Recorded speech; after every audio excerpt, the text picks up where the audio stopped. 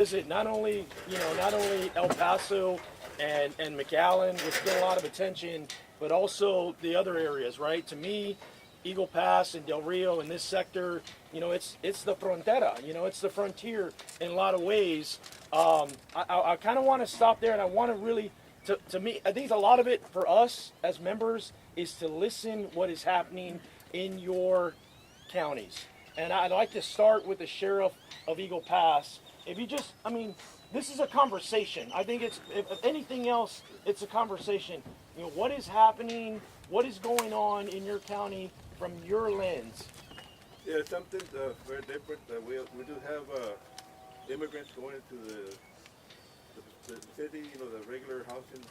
I never saw that before, but people a little nervous because whenever there's a house that is empty, they call me and say, hey, keep an eye on this house because we don't want the smugglers to put all this immigrants into those houses, And I'm not talking about the ones that are way over there, the colonias, I'm talking about the city. I had an example in Quemados about 20 miles from here.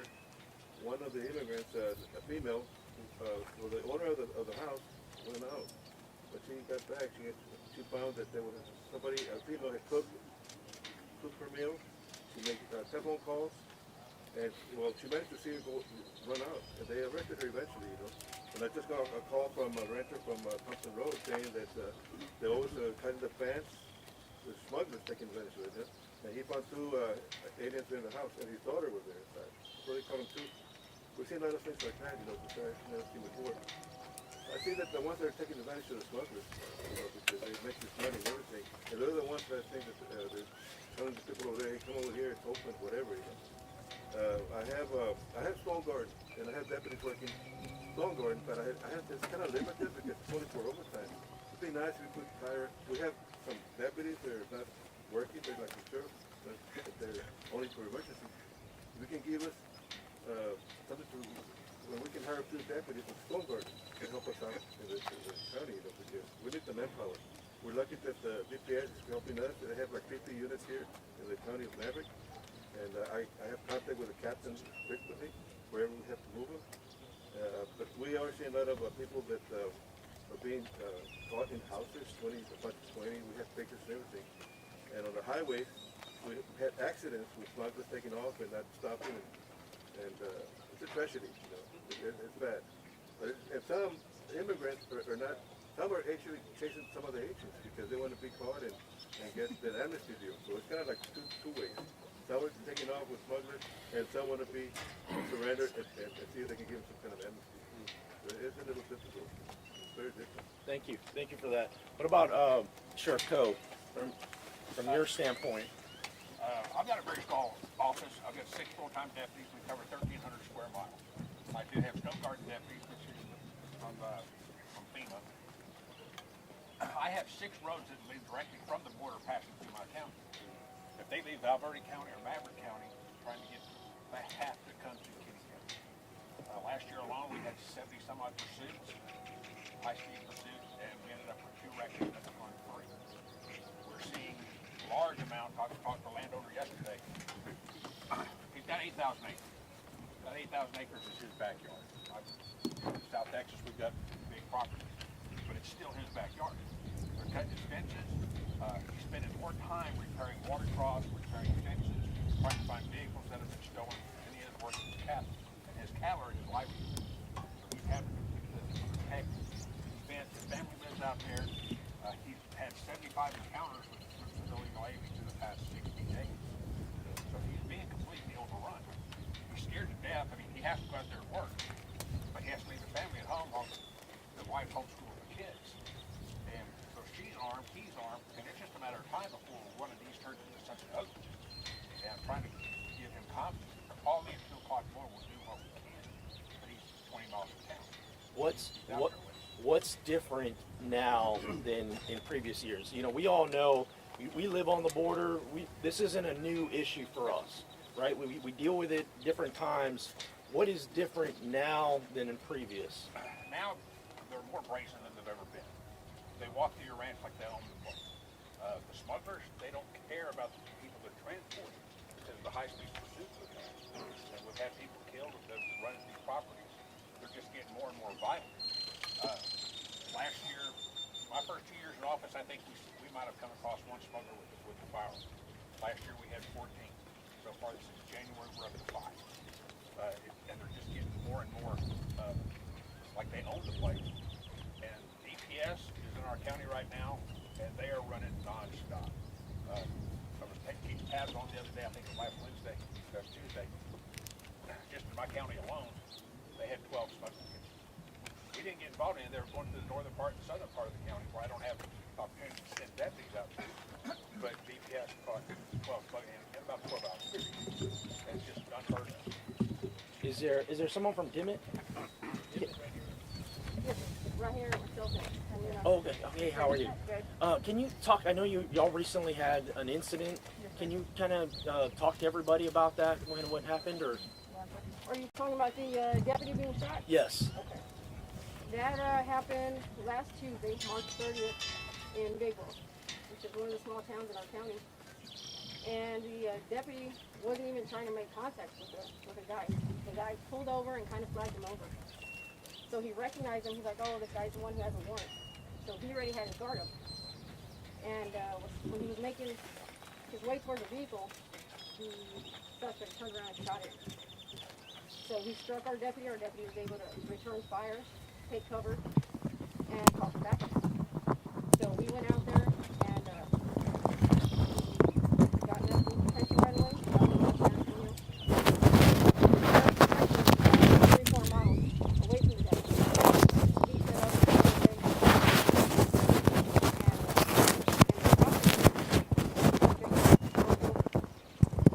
when he got out of the vehicle, he was the sheriff and one of the deputies. They returned fire. He didn't hit him, but the guy was kind of banged up from the accident, so we were able to apprehend him, take him into custody. The deputy ended up being recovered, thank God, he's home already. But that guy that did shoot at him, he had warrants out of Arkansas. And he's a guy out of Carrizo. We've dealt with him for many, many years. Drugs, human smuggling. So it's just a ripple effect. You know, it's somebody we've dealt with for years. But because he was trying to protect himself to keep drugs across, people across, whatever ways he makes money. You know, so now it's hitting close to home to get one of our guys. One of our guys is detected. And it hits all of us. It hurts all of us. Sheriff Nolasco, can you talk about kind of the high-speed chases of what's happening in Uvalde and what kind of what was happening previously and what's happening now? Well, the unique thing about Uvalde County that the two largest intersections or the two largest highways intersect in Uvalde. So that's Highway 90 and Highway 83. And those are your main couriers that lead into Mexico and then out. So as the drugs, human smugglings are coming out, monies are coming in. The way I think everything's being channeled, it's right now we're seeing an influx on our chases on 481. It's a farm to market road, very narrow. It's highly trafficked. People come to Eagle Pass. They frequent the casinos.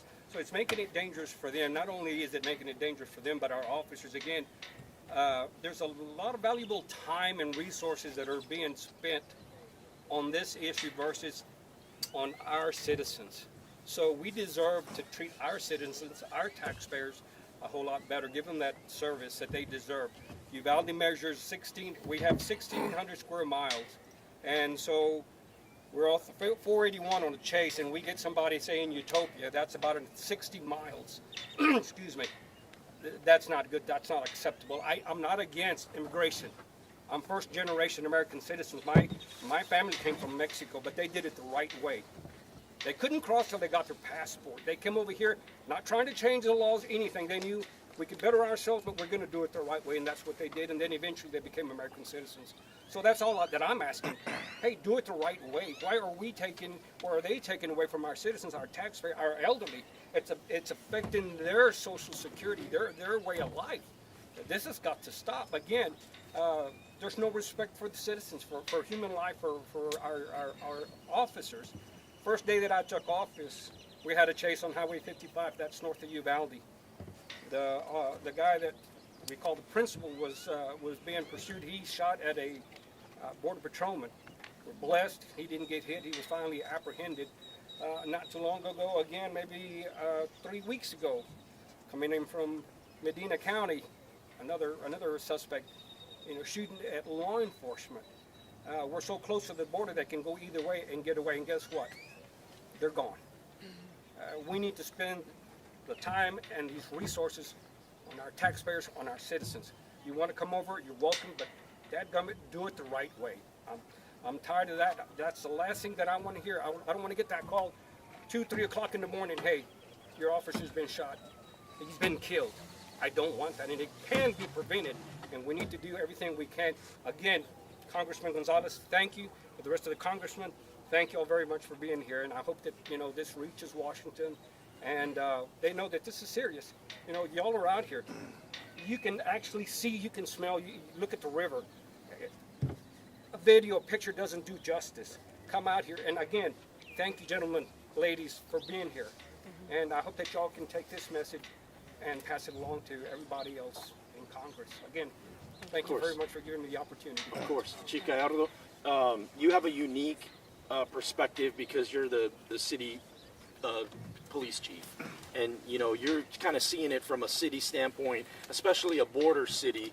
Can you, and we did a ride-along a while back, but can you just give a breakdown from your standpoint, from a city police chief standpoint, how is this impacting the community? Well, thank you so much, Congressman. And I just want to pick up a little bit from what Sheriff Nolasco said. It pretty much affects our city in a way that, our main mission, and goals and objectives as a city police department is to serve and protect our community. And when those resources start taken away because we're having to pretty much adopt an immigration standpoint and working hand in hand with U.S. Border Patrol. We do operate as well with Operation Stone Garden, the grant-funded border security operation, and we work very effectively. And so much, I'm very proud of our staff that we do that. But with that said, we have that operation going on. We also, but as well, it takes some of the resources of our normal patrol duties. And having to bring in staff, extra staff, to meet with the demands that we're seeing of the influx of our immigration. The call that we're getting now, and more than ever, is people calling in that people are coming into on personal properties. And I have the same concerns now that eventually somebody's going to take the rights that they have as citizens to protect and their own properties. And I'm very concerned about that. Even though the high number of people that come into this community are mothers and children, and it's usually a non-aggressive type of situation. So we also have to look at it at a humanitarian standpoint. Is that what are we doing for this country like we do for our own citizens when other countries should be doing for their own citizens? Otherwise, we wouldn't have this unrest of immigration or the amount of it coming to our country. But it's been going on for decades, Congressman, but I see it more often now because of civil unrest, whatever the case may be in other countries. But I think immigration reform with other countries needs to be so much a big part of the situation because if Honduran nationals are coming to our country, and then the country of Honduras needs to be responsible for the citizens. If Nicaraguans are coming to our country, and then the country of Nicaragua needs to be responsible for El Salvador and Mexico. And like the sheriff said, I'm first generation born here in the United States on my mother's side. My mother was born in Coahuila, Mexico. Right across, I said I'm third generation born on my daddy. But we do things like any immigrant from any part in the world. There's ways of coming to this country. And we are the greatest country in the world. We first want to say, I served in the United States Army. I'm very proud of what I've done, and I'm very proud of what we're doing here in the law enforcement capacity. But it does have taken a lot of our resources. Yep. And I know we spoke, and the ride-along certainly helped both get a perspective of what we need to do because it is basically new to us. That's right. We experienced it in 2019, and last year, of course, was COVID, right? And this year, now here we go again. But I think with those lessons learned, I think immigration reform, better training. I'd like to see training on the more immigration law as far as our local officers. It's not something that we really focus on, but it certainly helps because we're basically working immigration law now. Mayor? We've been to stash houses, but we've seen a high number of stash houses more than ever. And it does put a different perspective of how we serve and protect our community. But thank you so much. Of course, of course. Mayor, from the community standpoint, what I've been kind of trying to highlight is, border communities, they're compassionate. Like I said, immigration is not, whether legal or illegal, isn't a new topic. But from the community standpoint, what is the sentiment on what is happening Well, on the ground? What's the sense? well, you can see how close, residential, commercial, business sector is to the river. And just a few thousand feet up the river, there's some other residential areas. And what we're hearing is more and more individuals coming across, hiding in their backyards, jumping their fences. We've had cases where people have tried to break into homes. We've had several, I believe 2 or 3 that did manage to break into a home. And they're looking for food, they're looking for something to eat. They're hiding from Border Patrol. Border Patrol is being bombarded with the numbers crossing at the same time. So when they get a group, like yesterday they had 2 days in a row, they had groups of over 60 on the south part of town, of the county. So that occupies a lot of personnel. So the smugglers, whether it's human or drug, they're taking advantage of the situation because we're also seeing an increase in drugs being crossed over or being captured. So these smugglers are taking advantage of every situation where they pass a large group, knowing it's going to occupy the personnel, the Border Patrol, PD, county, constables. Everybody's working, DPS. Everybody's working together, to try to, keep our community safe. And these smugglers just keep taking advantage of the situation. So they're either smuggling humans or they're smuggling drugs. And I can tell you, in speaking to our Border Patrol agents, that's what they're catching more and more now, more drugs, because these individuals, the smugglers, are taking advantage of the situation. And when you have residents crying out for help, calling the police department, calling 911, hey, there's people in my backyard. A personal story, a couple of weeks ago, I'm putting up a sign and a fence, and an individual sneaks over his fence with an AR-15, and I'm like, hey, what you got there? Well, sir, it's because we got a lot of people crossing over, and they're jumping our fence, and that's just, a thousand feet or so from the river. So, luckily he didn't shoot, but that's the concern our citizens have, and like you said, one of these days, these people are going to take it into their own hands to protect their livelihood, to protect their homes, to protect their families. So, again, when Washington is allowing for catch and release, it sends the wrong message to other countries. It sends the wrong message because when they're being released, they're calling their countrymen and they're saying, hey, we made it, come over. And that's why we're seeing the bigger influx coming in right now. So Washington's got to take a stance. We need your help to make sure that Washington understands. If they continue to catch and release the way they're doing right now, it's just going to create a bigger and bigger problem. And look, we're not new to this. Those of us that live along the border see this every now and then. And again, this year, and it's getting worse and worse. So, Congressman, again, thank you for being here. Thank you for bringing the delegation from other states, because it's important for everybody to get a clear picture of what's really happening down here and hearing from our residents, hearing from our leaders along the region. And so, again, the concern of the citizens is people into their backyards, destroying their property and breaking into homes also. Chairman Banks, you want any questions or anything? We've heard a lot of important thoughts. At Republican Study Committee, though, we're focused on a policy, and we want to go back and craft a policy agenda to introduce in the Congress. And it starts with addressing catch and release. That's something that I think we have to immediately.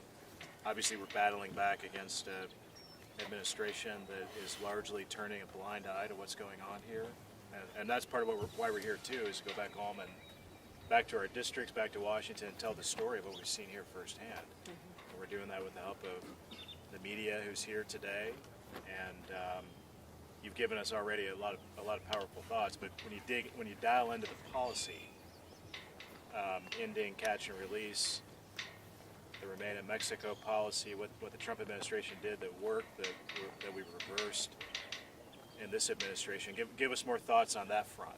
What does the policy look like? Well, I think Title 42 needs to stay in place. Again, it puts a burden on Mexico. And my respects to our counterparts in Mexico, because Presidente Municipal Claudio Bres has to take on that burden. Coahuila, the state of Coahuila, our sister state, has to take on that burden of holding those immigrants trying to cross over, because they've already got asylum in Mexico. Now they're holding them over to Title 42, and that's a burden on them. But again, we want them to follow the process. Sheriff Nolasco said it best. I mean, we went through the right process. My mother also immigrated in 1954 with all her family the right way, and that's what we're asking people to do. Follow the process. You've got laws in place. let's enforce them. Let's stick to them, because if you start, denigrating the integrity of the policy, then why do you have it there? Just do away with it. And that's basically what we're seeing right now.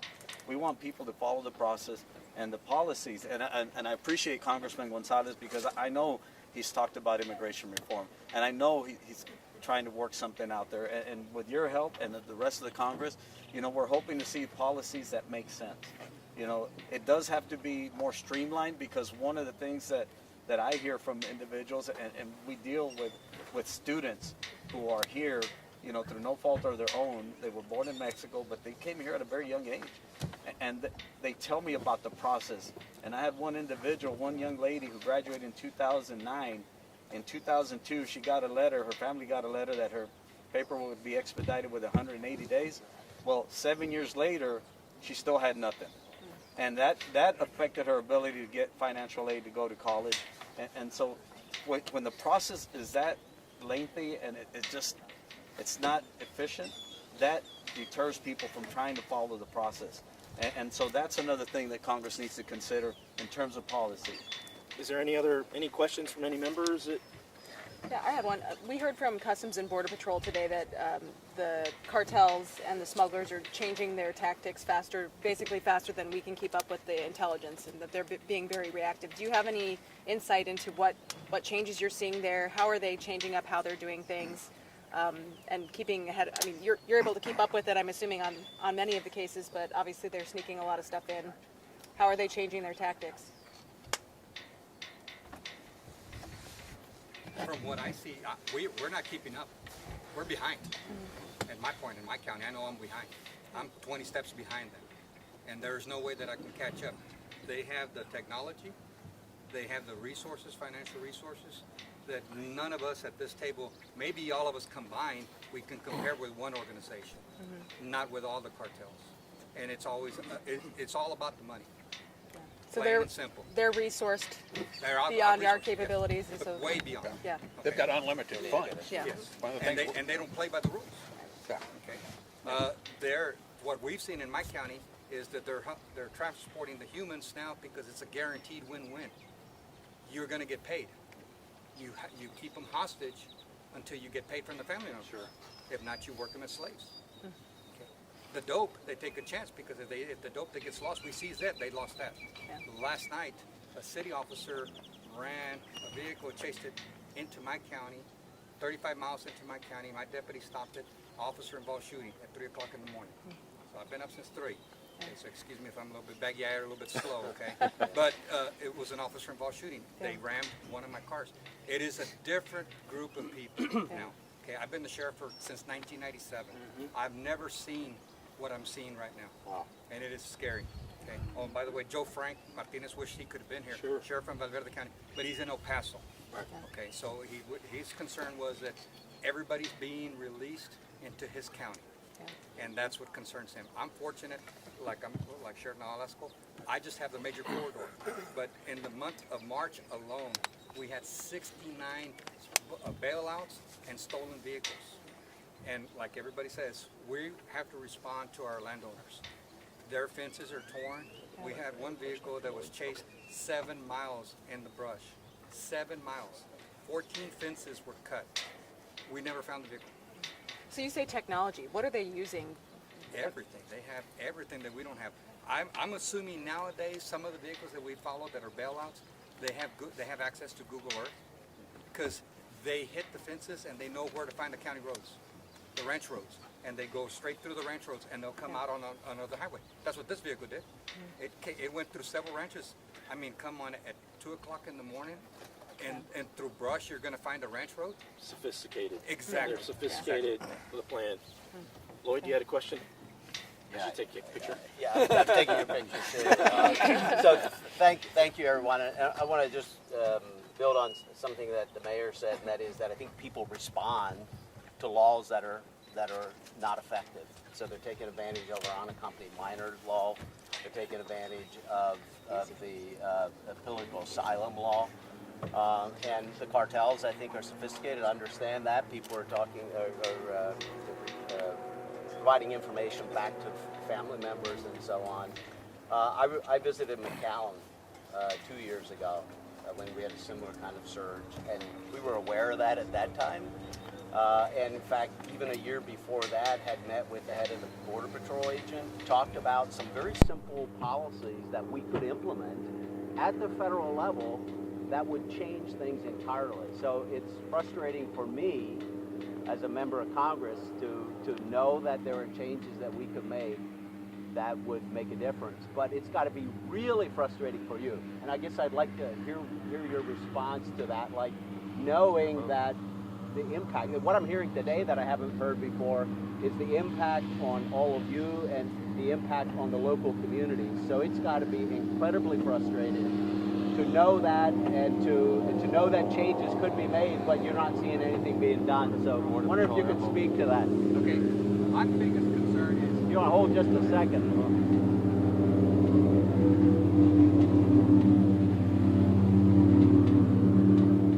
That may be a site that you've seen before, but we haven't. Well, so much for the element of surprise, right? One point that you can see that they're more technology than we are. Yeah. Okay, that just happened right here. Right. Yeah.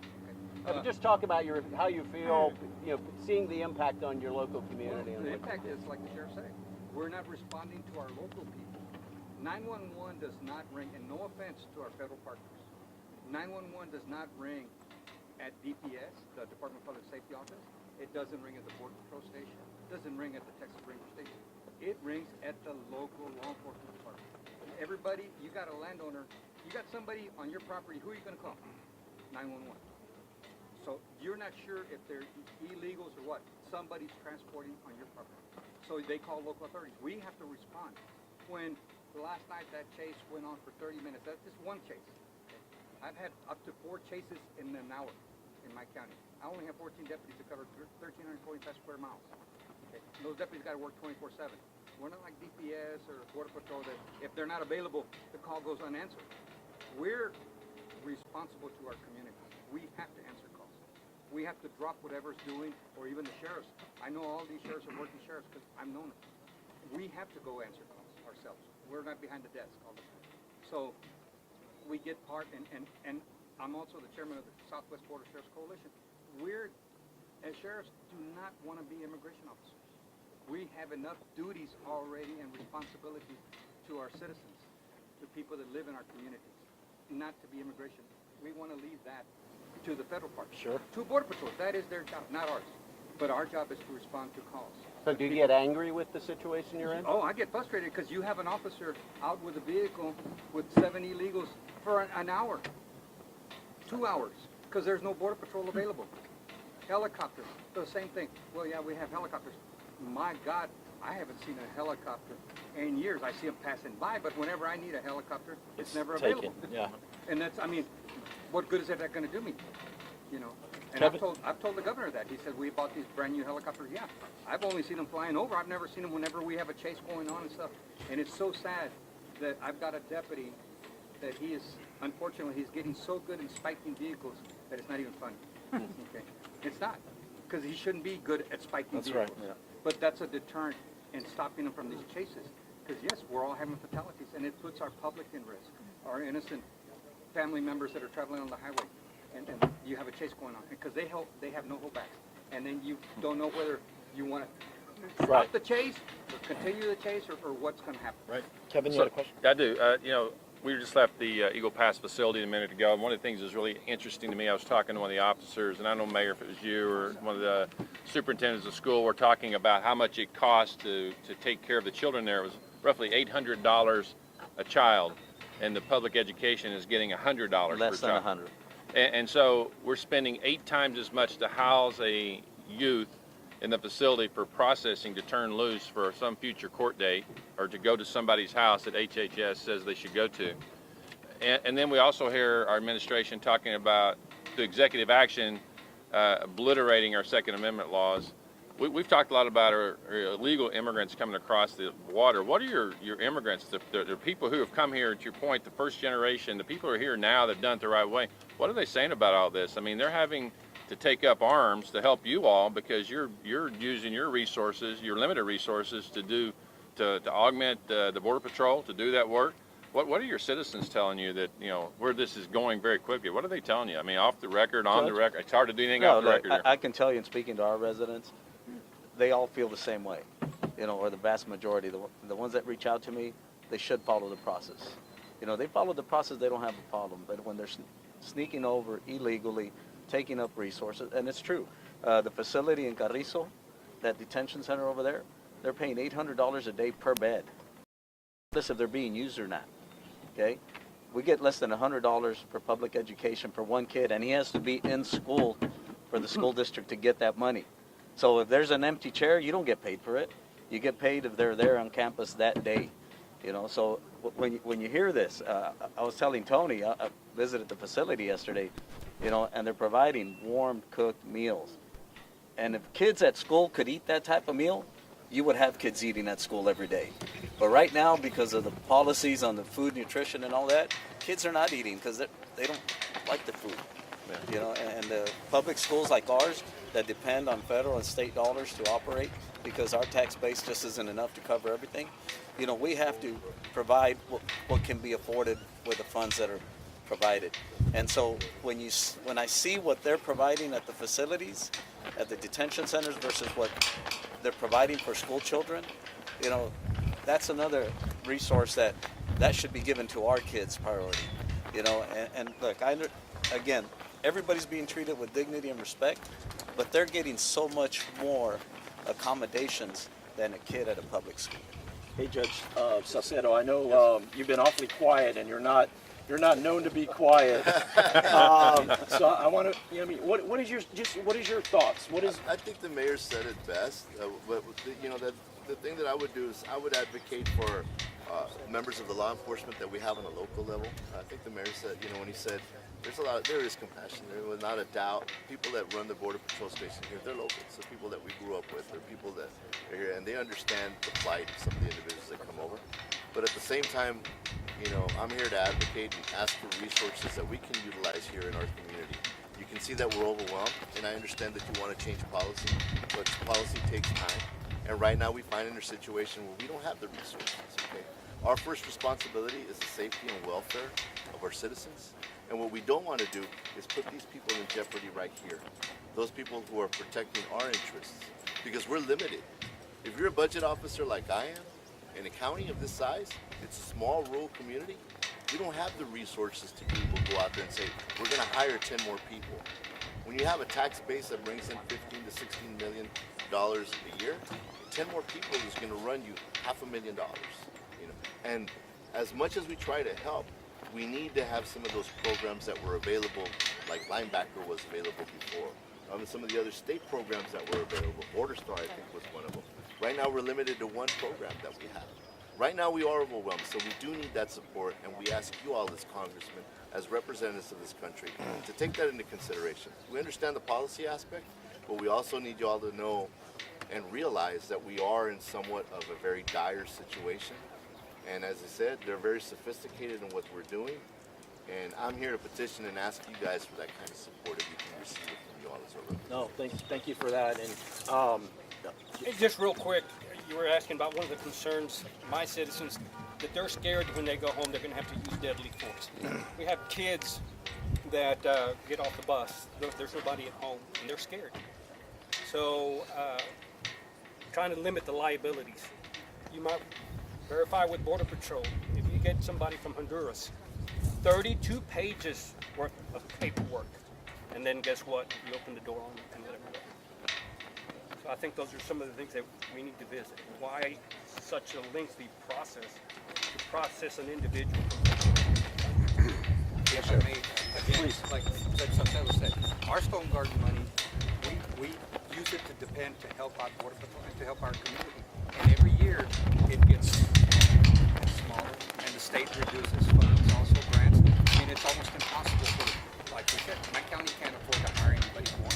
And then the equipment-wise, oh my God, to buy equipment, I can get it easier, more manpower than I can a brand new vehicle. That's just the way it is. so can we talk about that briefly? And we're almost out of time, but can we talk about that briefly? How do y'all communicate with one another? How did because these chases don't end at the county line? How do y'all? or is there a way that we could be helpful that could help with that communication process? That's usually a problem because usually telephone. We will go in the surrounding county, we might not have their frequency, or we can't break tower with the other.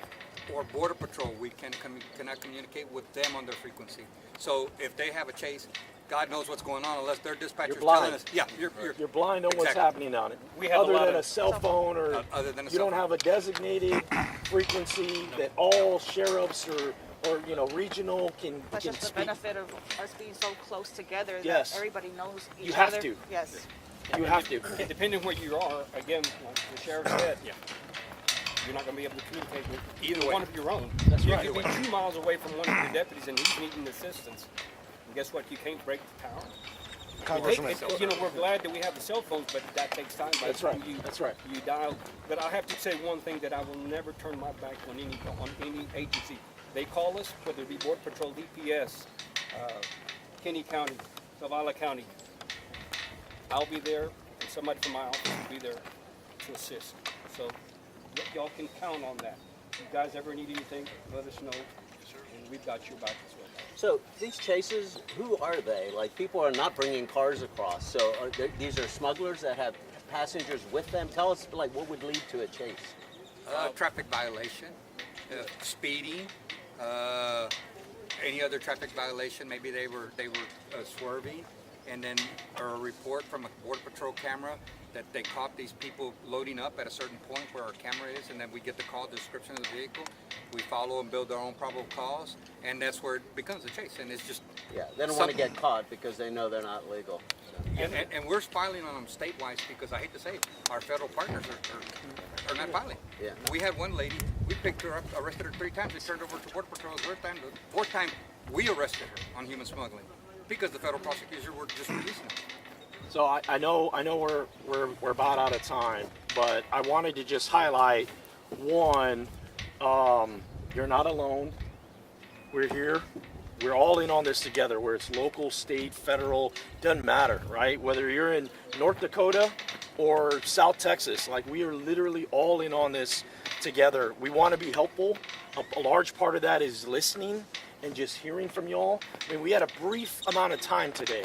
What I would like is to continue this conversation, and I'll make sure that all the members have access to that. Maybe we can keep it going as far as some real solutions, whether they're short-term, whether they're long-term. The bottom line is we need it all. Like, we need it all. We need resources, we need policy solutions, we need all of it. But a big part of this was just spending a little bit of time and listening to y'all on what y'all deal with on a daily basis on it, and for y'all to know that you're not alone, that we are trying to work our way through this. We'll continue to build up and broaden the conversation beyond just these members here. But I just want to thank you again for the time, for coming out here, speaking to the members, being very real on what's happening in your areas. You want anything to close out? Yeah, Tony, this is really eye-opening for all of us. This isn't Republican. We're Republicans. This isn't Republican, Democrats, not Trump, Biden. It's a humanitarian crisis. We came here to find out what's causing it and how do we fix it. And what you're saying is you don't have time for us to change policies. It's just that we have to recognize it, address it, and do whatever we can to help you. And that's why we're here. So Tony, appreciate it. This is eye-opening for all of us. So, like you said, we want to continue the conversation. We can't continue that because one of the things on the sheriff is the funding, keeps getting cut and shorter. Our Stone Guard, like 400,000 goes to GPS Aviation, and like the sheriff said, we hardly see the helicopter here, but then they take out of our Stone Guard. And that's something I just found out yesterday. I said, y'all receive $500,000 for aviation? I've never seen the helicopter near the county. And eventually your number one resource is your deputy. You give you every shiny new toy alive, but if you lose morale, you start losing people. You're working 60 hours overtime. And I have no doubt that the most dedicated public servants you have to be to work in this thing. But I think too often you get that part. The biggest resource you all have is the people that work in these communities. It comes to the point where every year never fails. We always go over the amount that they award us for overtime. But we're not going to stop. The human fund is not going to stop it. That's right. So it is what it is. We don't have the funds there, but we're still going to continue. So. No, this was I think very helpful for all of us. We'll take away and try to find some policy solutions, some resource solutions. But I mean, as y'all know, the conversation doesn't end here. I mean, it just and the immigration issue isn't going to end either. Like it is just it's all part of our country, our history. But how we handle it is, I think, we're all in on this together. Local level, state, federal, we all have to come together and work together on it. So I just want to thank y'all again for making the time, coming. I know you're all extremely busy. Some of y'all have been up all night, and I just from the delegation out here, we appreciate y'all spending some time and giving us, not a photo op of what's happening, but at least a real snapshot of what's going on, and more importantly, what we can do to fix it. I think one thing overall, all the sheriffs, is just guaranteeing that our department has sufficient funding, equipment, staff, like to see things. That's our priority. And right now it's a struggle. We talk to people, our deputies out there working shifts and then working long hours as well. That's right. And we're getting overdone. And becoming a safety issue in certain areas. Now where I'm at, this last month, we probably had about 35 vehicles that we encountered that were involved in smuggling. There were 138 individuals that we encountered for this 3 months alone. So it's a big issue. Usually you have to share, the manpower, that's right. Sure.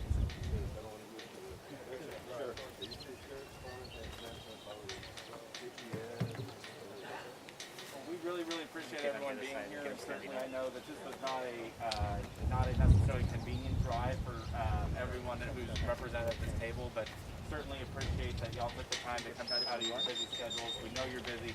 Thank you to all the law enforcement that's represented here today for what you're doing and what your officers are doing. We sincerely appreciate you. We do have to wrap this up. For members of the press, we would invite you to join us for a press conference, which is conveniently located right next door. I really appreciate everyone's time.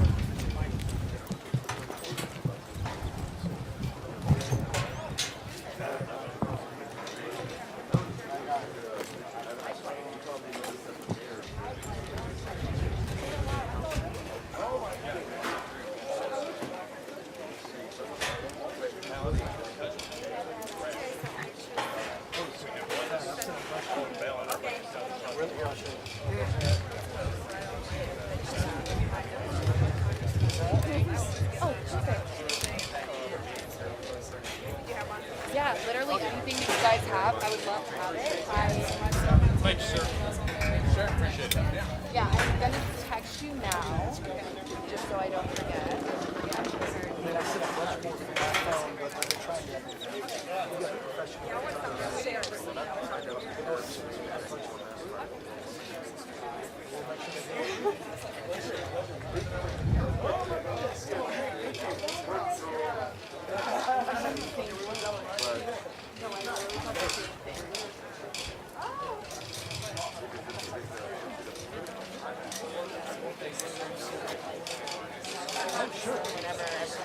Start with Mr. Hearn. All right, very good. Yeah.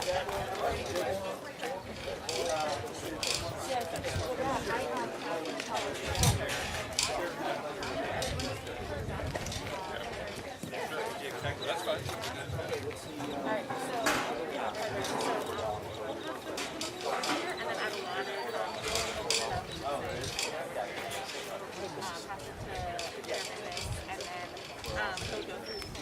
Who's first?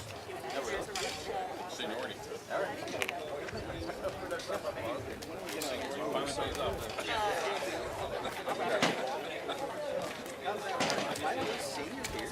This group? Yeah,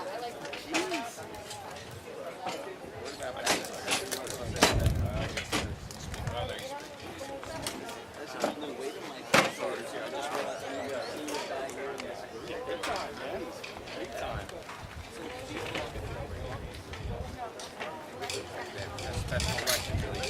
Well, that's just you got me, man. You got me to Kelly.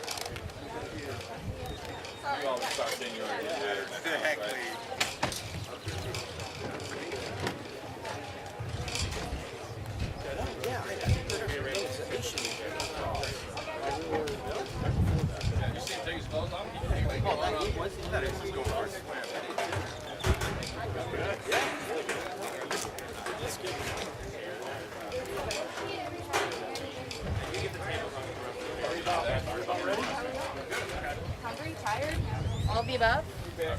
So I'll open us up. Are we ready? We got everybody? Kelly's right here too. Hey, Kelly.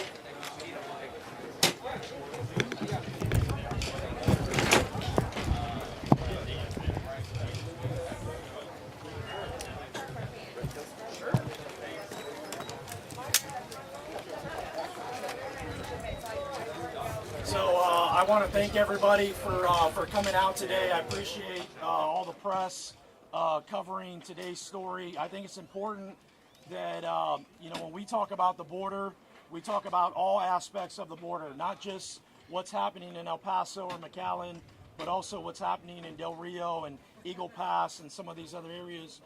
Today, a large part of today was listening to the sheriffs, the police officers that are on the ground every day doing the work. And I think, oftentimes in Congress you get pulled in a lot of different directions, but it's important for us to listen what is happening.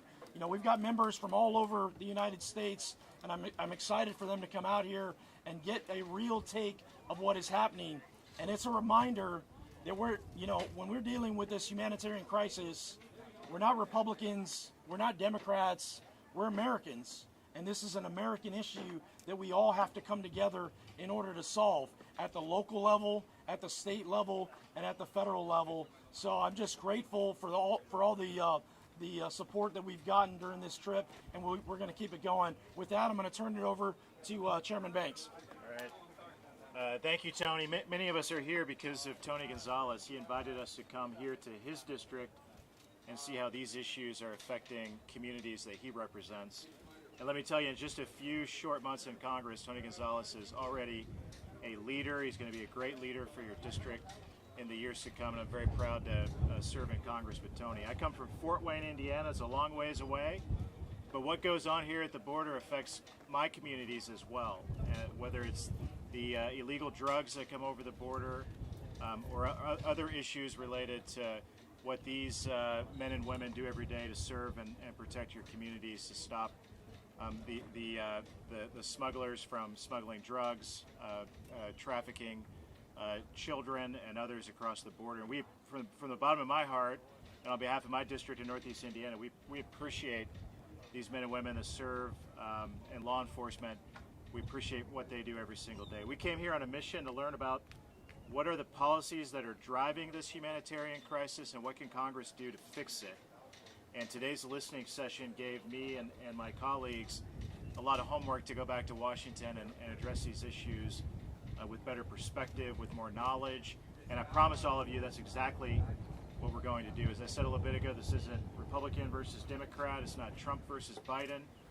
This is a humanitarian crisis, and we're here to learn more about it and learn from those who address these issues every single day, to learn more about what we can do about it. So thank you, Tony, once again for bringing this large delegation of members of Congress from all over the country to come here to your district and learn more about these important issues.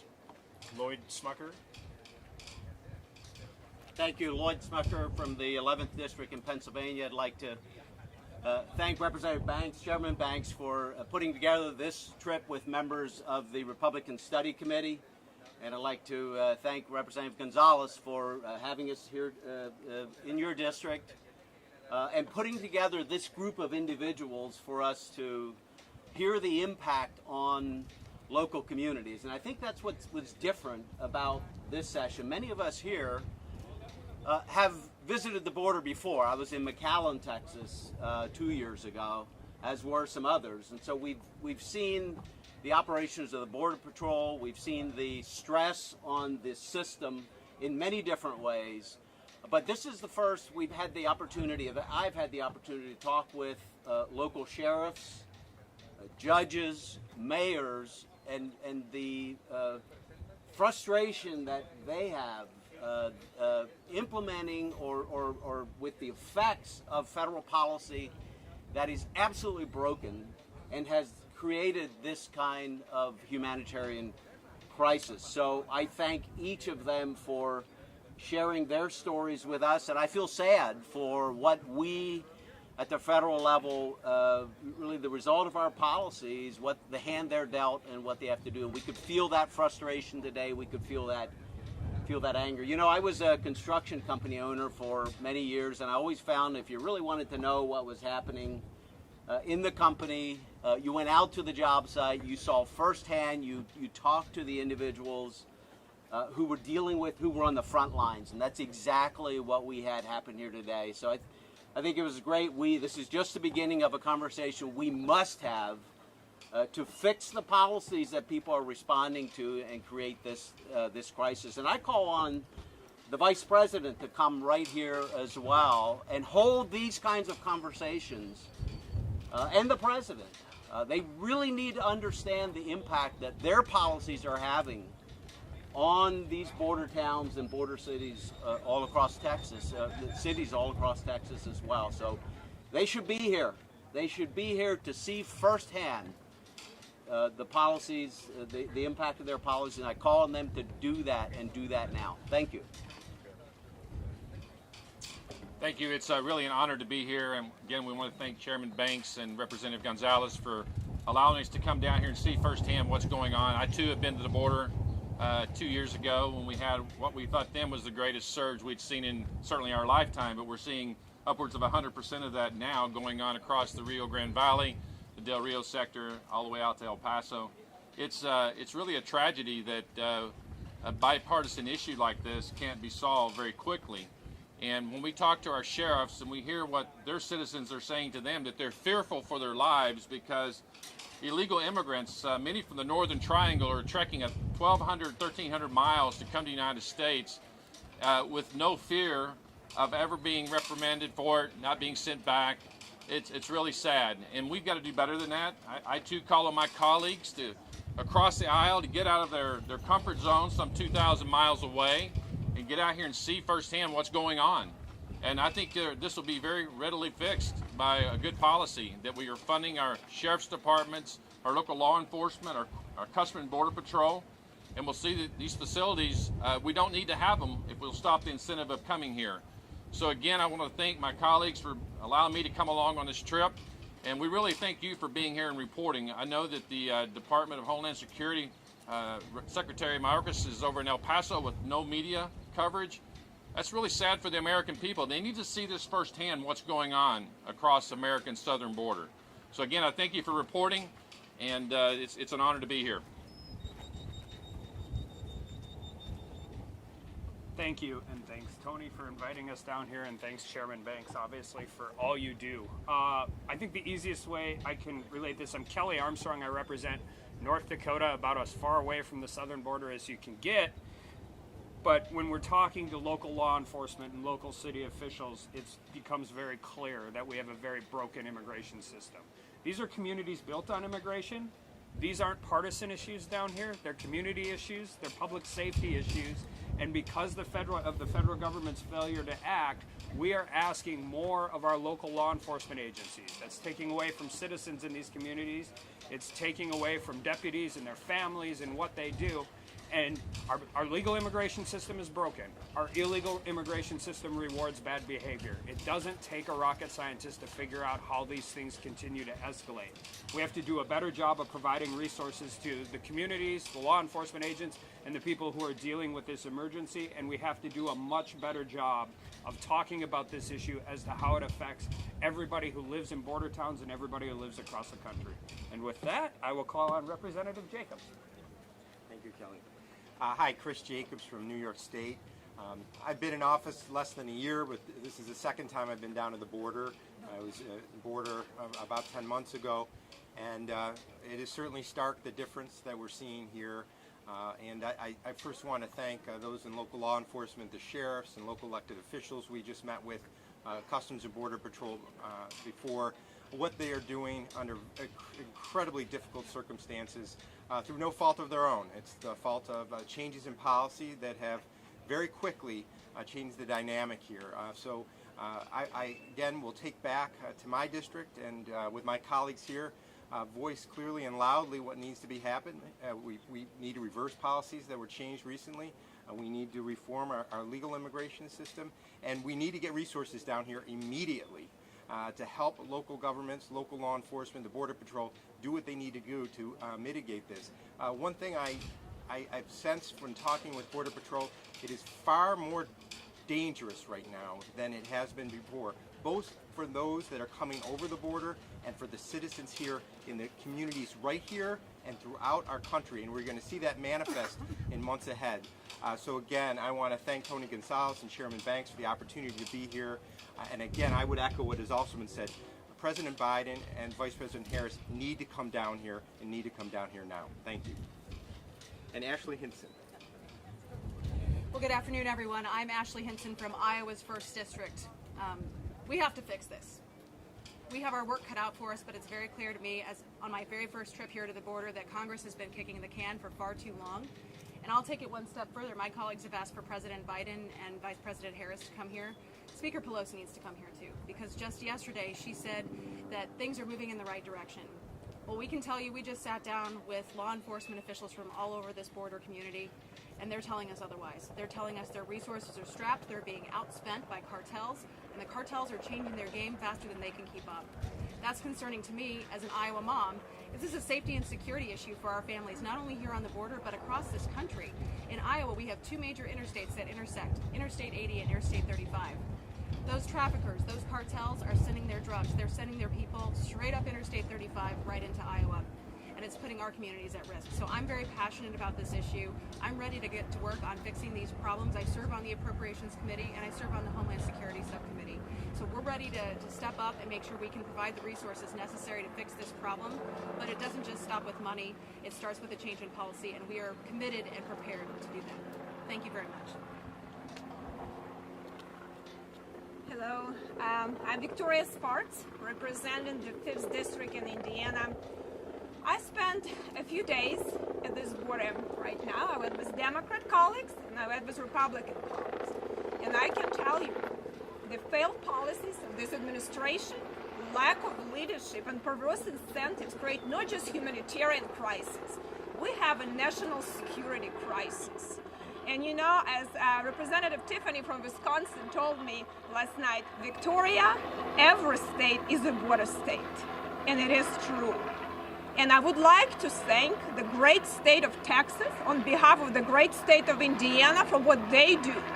But federal government cannot abandon the state in our country, in our citizens.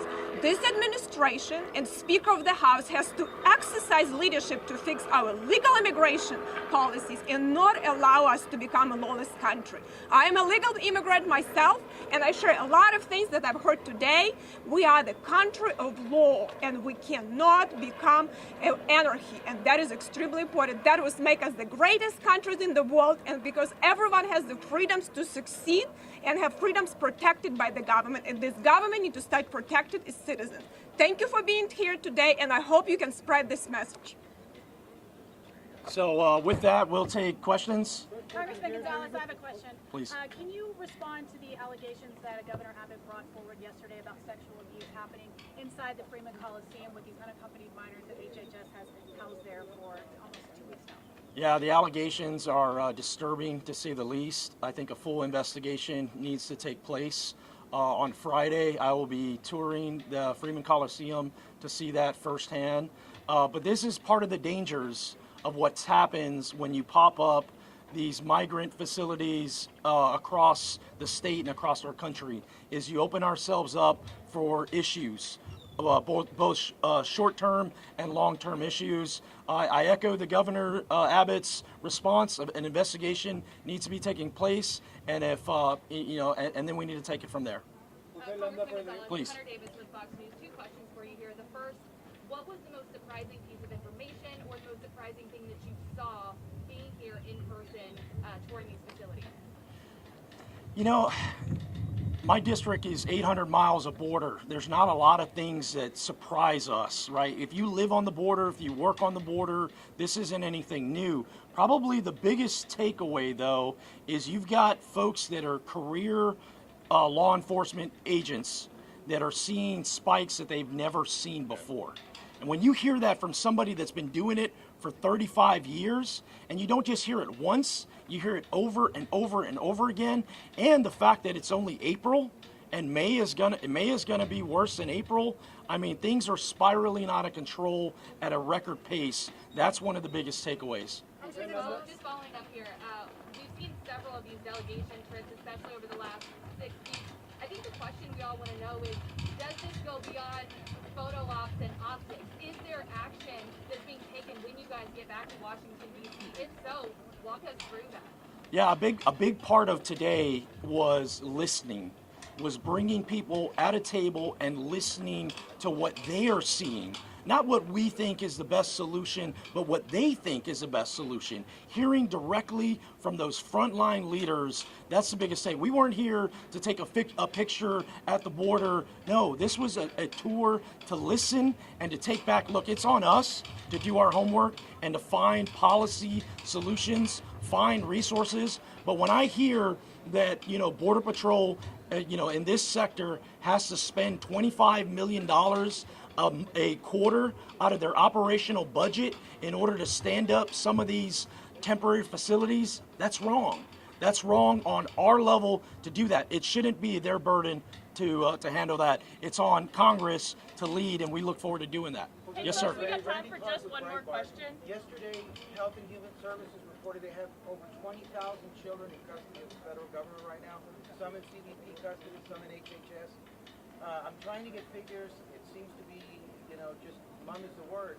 Has Congress appropriated any funding for the 13 new facilities they've opened since March? This is one of the difficulties in this administration, is the lack of transparency. Right? Transparency, whether you're a Democrat, Republican, it is a black hole. That's the wrong approach. The right approach is media needs to be allowed into these facilities, and statistics need to be presented as they get released. As far as the appropriations process, that's what's broken in it. What is happening is these agencies are having to spend funds out of their own operational budget. That's wrong. Right? HHS is the one that needs to take lead on all these different facilities. But I'll take one more and then we'll leave. Now that you've sat down and literally have spoken to and have heard and been briefed by local authorities and the real sector Border Patrol, what are some of your thoughts on immediate and long-term changes in policies or any changes that can be taken back to Washington on behalf of you all to see if this can be changed? First thing is not one member can solve this problem. Not one party can solve this problem. It takes everybody, right? And for us to be here and having seen that, I think that's powerful, and I think we'll go back and share that. But some of the immediate policy decisions, Title 42 gets brought up over and over and over again. I traveled to Juarez about a week ago, and I saw thousands of family members waiting to come back to the United States. If Title 42 goes away for family members, you're going to see this crisis spiral like it never has been. Tens of thousands of folks on the Mexican side are waiting. That's one policy decision we have to keep in place. The other is this: Operation Stone Garden, federal funds that help these local law enforcement officers do their job is an area that we need to improve. But I want to thank y'all again for the time, and I appreciate y'all covering today's story. Thank you so much. Good stuff. I gotta go. You gotta go. I'm gonna go.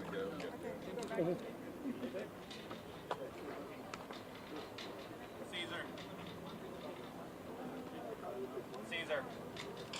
Brandon went ahead with the staff's car, so you're up. Brandon went ahead.